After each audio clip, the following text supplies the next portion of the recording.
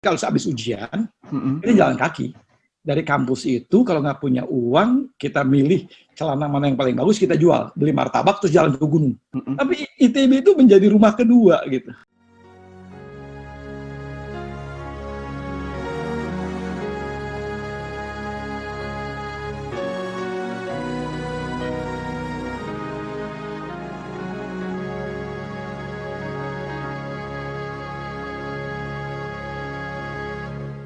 Mentari bernyala di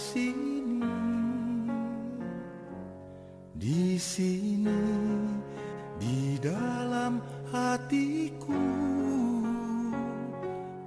gemuruh apinya di sini. Angkatan itu dan sampai sekarang kan gitu tuh, kalau kita lihat reuni angkatan, gitu, reuni angkatan kan jelas gitu ya, masih hafal di mana-mana gitu. Itu yang bayangan saya. Nah di dalam semester itu kalau setiap Rabu ujian, saya punya sahabat itu, mungkin nanti kalau bertanya juga boleh, Gustaf Afdol gitu, Ocim, sama sering ke gunung. Jadi kalau habis ujian, kita jalan kaki.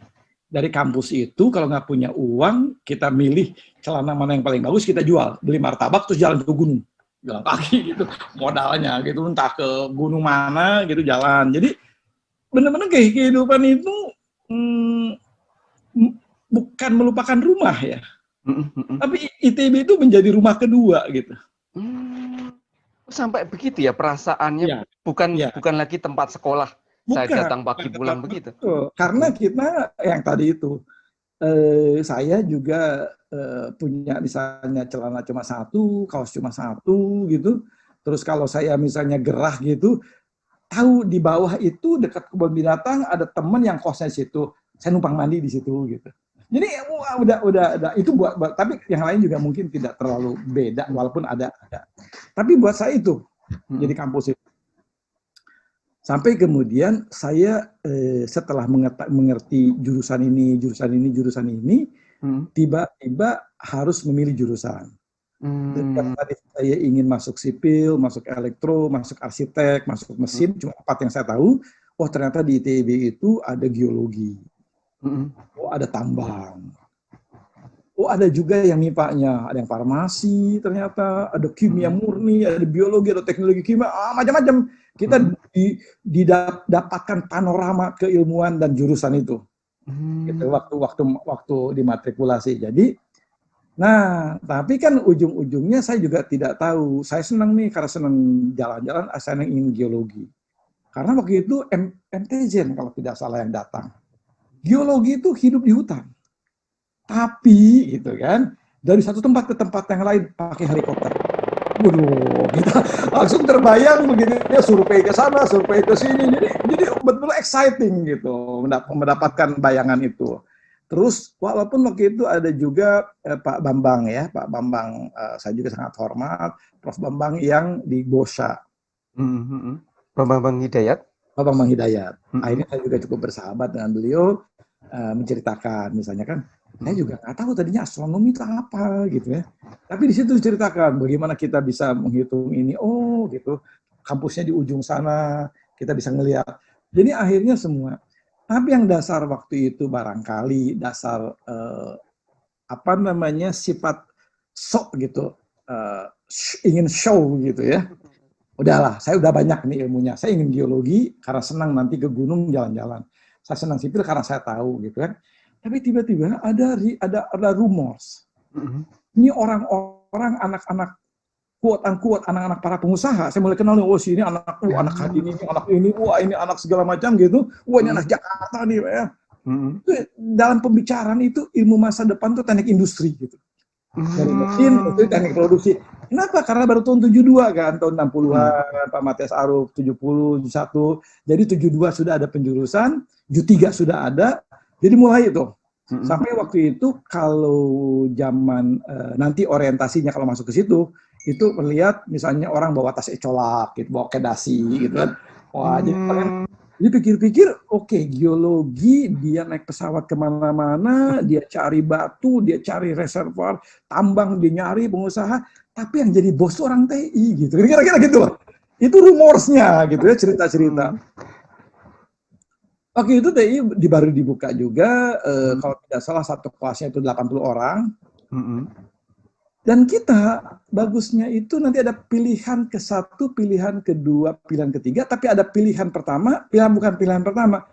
Saat milih pertama, nanti ada boleh merubah pilihan gitu.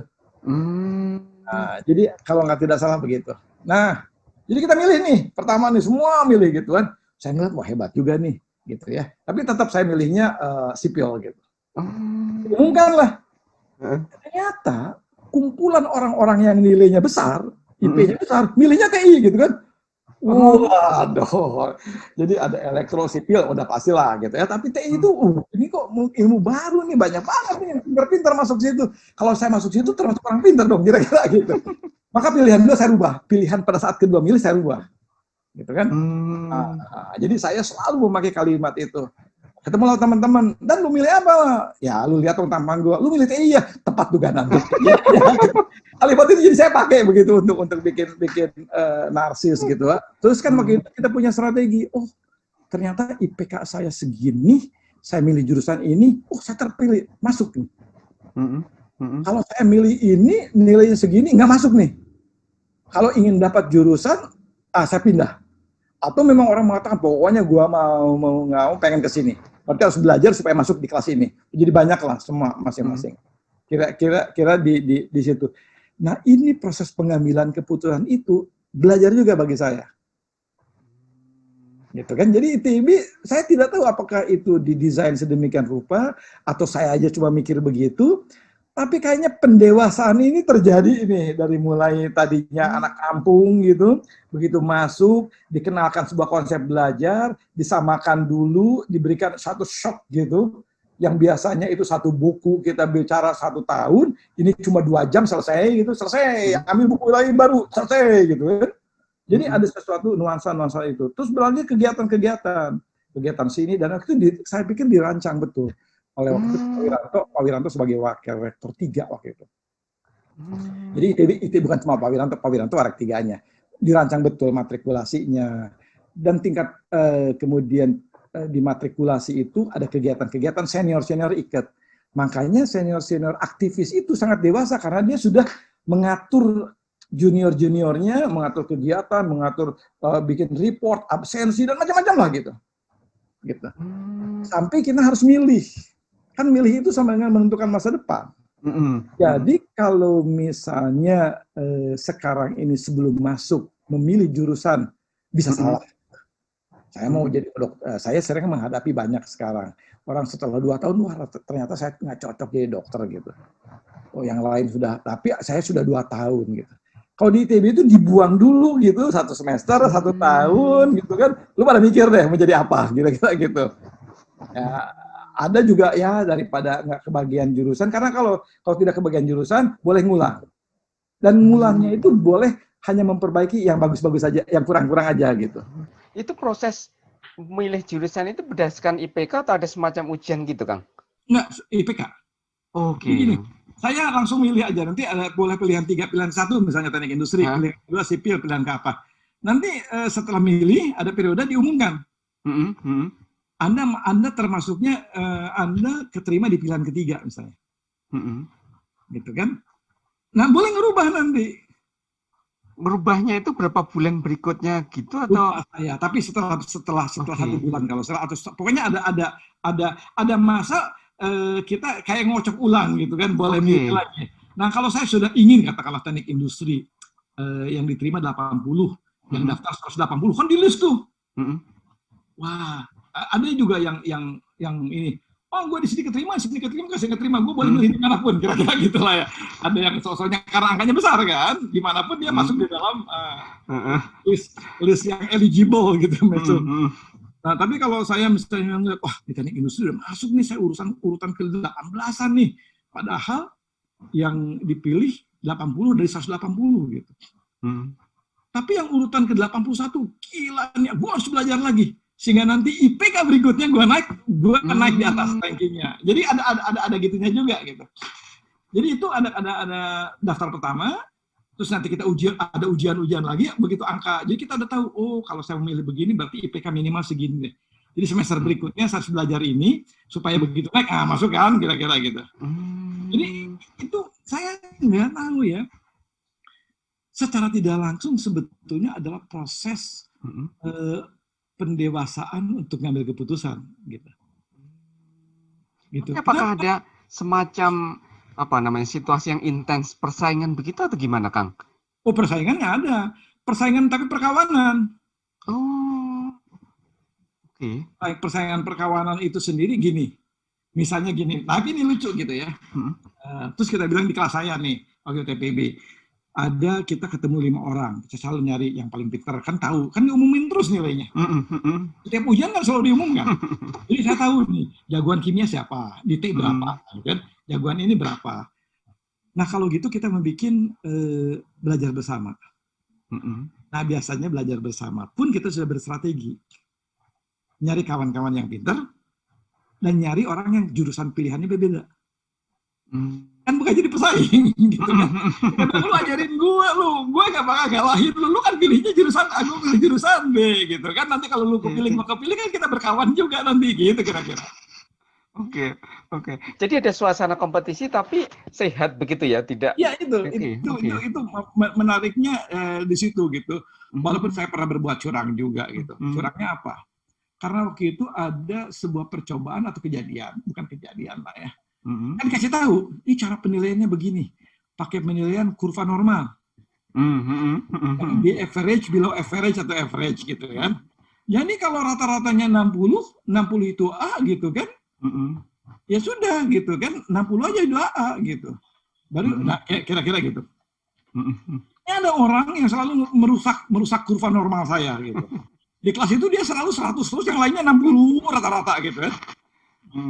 Jadi ini dia suatu saat itu begitu ujiannya kertasnya kita ambil, kita buang aja deh gitu. Dia satu kali nggak masuk juga gitu. Karena dia selalu berubah kurva normal kita gitu kan. Kan kalau begitu ada yang lainnya 60, satu tiba-tiba 100 melulu gitu kan. Geser ke kanan gitu kan. Ini rusak nih rata-rata kita kira-kira. Ada juga gitu ya, jahil-jahilnya begitu. Tapi bagi kita itu menjadi sebuah sesuatu yang memberikan kenangan yang indah karena kita tidak di dalam membenci gitu ya. Satu hal lagi saya tidak tahu, bisa cek juga yang lain dengan kondisi seperti itu. Kita itu yang namanya ledek-ledekan stereotip itu iya. Dia Batak nih, wah dia Padang nih, wah. Tapi mau Batak, mau Sunda, mau apa, gabung sama-sama dalam belajar bersama dan kegiatan apa-apa gitu ya. Kita saling orang Batak loh gitu. Tapi kemudian bukan kemudian menjauhkan, tapi itu menjadi panggilan-panggilan. Makanya saya nggak tahu juga angkatan yang lain. Di angkatan-angkatan itu panggilan akrab itu banyak. Kita punya namanya keset gitu. Masa keset ya kita namakan gitu ya. Ada yang namanya Kocim, Kobai Cimahi gitu. Ada yang jadi nama-nama itu sampai sekarang masih kita ingat nama-namanya itu gitu. Bukan nama aslinya gitu. Ini karena gitu. Nah, ini juga bisa dicek pada yang lain gitu ya. Tapi saya merasakan itu. Sampai kemudian kita masuklah di dalam pemilihan jurusan. Punten, sebelum ke sana saya ingin bertanya yang tadi Kang Dadan cerita. Jadi pada saat pertama itu kan Kang Dadan ketemu dengan banyak orang dari berbagai daerah yang mungkin baru pertama kali. Nah, yang ingin saya tanyakan bagaimana suasana waktu itu? Jadi ketika pergaulan di ITB itu kan betul-betul Bhinneka Tunggal Ika atau gimana yang Kang Dadan rasakan waktu itu, Kang? Iya, betul-betul. Jadi gini, jadi kayak tadi itu, karena mau tidak mau didorong oleh satu, saya mudah-mudahan itu memang desain gitu. Dan saya memimpikan di kampus-kampus terjadi desain begitu. Misalnya begini, ada sebuah hal gini, ada orang yang memang bukan fanatik, saya orang Sunda, saya harus mengembangkan budaya Sunda, maka saya masuk ke LSM, LSS, betul, Lingkung Seni Sunda. Saya mungkin lain, saya orang Sunda, rasanya sih saya dari SMP, SD main calung aja gitu kan, saya pengen tahu juga tuh teater tuh kayak apa gitu kan. Jadi ada kesempatan untuk keluar, memperkaya bukan dari yang ada yang memang dia jagoan di situ terus. Nah, begitu kita masuk keluar dari comfort zone gitu. Jadi ada orang Jawa, ada yang lagi misalnya gini, orang Jawa ke PSTK, ya kan? Yang seni Jawa gitu ya. Karawitan, ya betul. Karawitan, dia jadi jagoan banget karena memang dia juga punya dari awal-awalnya hobi dan segala macam gitu kan. Terus ada lagi itu. Cuma kan kita boleh dua, yang lain itu tidak memilih wajib gitu ya. Tapi boleh aja. Cuma kan nanti susah waktunya karena memang ketat betul. Kegiatan itu kalau milih dari dua tuh udah. Jadi belajar berkredit itu dari Mesyak itulah kita udah ngatur jadwal. Kita bilangin, kita ngikutin ini aja, MGG, Mahagotra Ganesha.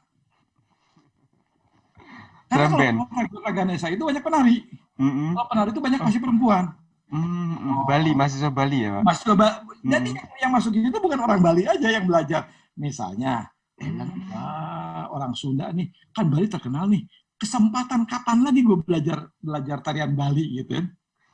Dengan gratis gitu kan? Nah kita, mending masuk MGG. Kenapa gitu kan? Wanitanya cantik-cantik ya. Dan kemudian juga dia rasanya romantis-romantis. Kenapa? Matanya suka ngelirik-lirik katanya. Jadi buat saya banyak sekali gitu ya gurauan-gurauan itu yang akhirnya bermakna gitu. Ada yang marching band orang-orang yang senang ngeband gitu. Sampai marching band ITB itu kan terkenal. Dia udah pakai saksofon, pakai macam-macam gitu. Wah, kita kagum betul ngeliatnya. Jadi dia gabung. Akhirnya ada yang memang karena bakat, karena etnisitas, karena ingin memperdalam, atau karena ingin belajar di tempat yang lain. Akhirnya sudah tidak ada lagi persoalan misalnya orang Sunda hanya milih LSS gitu ya. Ada yang milih angklung, milih macam-macam lah. Itu yang bahkan tadi kalau tidak salah didorong oleh senior. Kalau kamu orang Sunda, ngapain lu masuk LSS gitu? Di rumah Sunda, di sini Sunda, datang sini Sunda gitu kan? Lu kapan bergaulnya sama yang lain? Misalnya Jadi gitu, interaksi dengan senior itu juga ikut menumbuhkan rasa itu tadi ya Pak, ingin tahu budaya lain tadi ya? Karena ada ledek-ledekan, ada kebinekaan, ada segala macam. Akhirnya saya menemukan, oh iya gitu ya. Di sini bisa menemukan itu. Itu yang buat saya 1,5 tahun gitu itu bukan membuang-buang waktu. Justru di situ proses pendewasaan belajar gitu ya. Itu yang saya rasakan. Nggak tahu bisa tanya sama yang lain, tapi itu membuat saya Nah, setelah masuk di TPB, setelah masuk jurusan, itu kemudian orang bisa meneruskan dan bisa silang lagi misalnya. Nah, karena berpikir begitu, nah sekarang baru nih saya kembali kepada apa yang memang tekuni gitu ya. Sedangkan yang waktu matrikulasi dan TPB itu bener-bener nih kayak kalau beli itu nyobain makanan ini, nyobain makanan ini gitu. Ini loh menu saya kira-kira gitu. Karena saya senang itu, maka akhirnya balik saya ke Menwa. Maka saya STMA tidak dilepaskan, tapi kemudian saya masuk Menwa. Menwa itu tahun 75 setelah masuk jurusan. Di Menwa kan kemudian kita berbicara yang tadi karena senang saya naik gunung, bisa senang terjun, senang nembak, senang kayak gitulah masuk. Nah yang lain ada yang jadi basket profesional, ada yang macam-macam. Itu saya pikir setelah matrikulasi itu, jadi buat saya pelajarannya adalah setelah saya diberi kesempatan nyoba sana nyoba sini, kemudian akhirnya saya bisa memutuskan ini loh jalan saya, misalnya gitu. Jadi itu akhirnya milih. Jadi 1,5 tahun itu seperti persemaian ya Pak, berseming. Kalau buat saya begitu, karena yang matrikulasi pertama adalah penyamaan persepsi dan pengenalan kehidupan kampus. Masuk jurusan itu, wah nih dosen ini cuma dalam 1 semester cuma datang 2 kali, ngasih ujian, suruh baca buku, dianya meroyek gitu, kira-kira gitu. Bahwa di kampus itu belajar hidup gitu, tidak hanya belajar keilmuan. Banyak kawan itu menjadi penting bagi kita untuk bisa mengarungi kehidupan. Hari ini hari milikku, juga esok masih terbentang dan